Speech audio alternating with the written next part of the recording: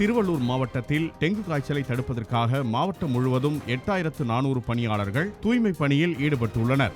திருவள்ளூர் மாவட்டத்தில் டெங்கு காய்ச்சலுக்கு இதுவரை 7 பேர் உயிரிழந்துள்ள நிலையில் திருவேற்காடு நகராட்சியில் டெங்கு குறித்து மக்களுக்கு விழிப்புணர்வு ஏற்படுத்தும் விதமாக குப்பை குளங்களை அகற்றி கால்வாய்களை சீரமைக்கும் தூய்மை பணி மாவட்ட ஆட்சியர் சுந்தரவள்ளி தலைமையில் தொடங்கியது.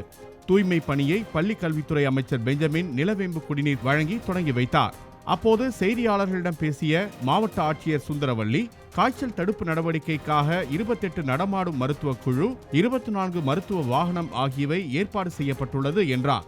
சீஃப் எஜுகேஷன் ஆஃபீஸர் தலைமையில் மாவட்ட முதன்மை கல்வி அலுவலர் தலைமையில் பார்த்தீங்கன்னா இன்றைக்கி நம்மளுடைய திருவள்ளூர் மாவட்டத்தில் அனைத்து பள்ளிகளிலுமே அவேர்னஸ் கிரியேட் பண்ணுறதோடு மட்டும் இல்லாமல் நிலவேம்பு குடிநீர் மாணவர்களுக்கு கொடுக்க ஏற்பாடு செய்யப்பட்டுள்ளது. அவர்கள் மூலமாக மக்களுக்கு விழிப்புணர்வு செய்யவும் ஏற்பாடு பட்டுள்ளது.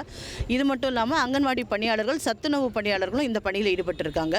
கிட்டத்தட்ட 8420 பேர் இன்னைக்கு இந்த பணியில் ஈடுபடுறாங்க. தொடர்ந்து வெள்ளிக்கிழமை வரைக்கும் இந்த பணி திருவள்ளூர் மாவட்டத்தில் மாண்புமிகு முதலமைச்சரின் உத்தரவுப்படி மேற்கொள்ளப்பட உள்ளது.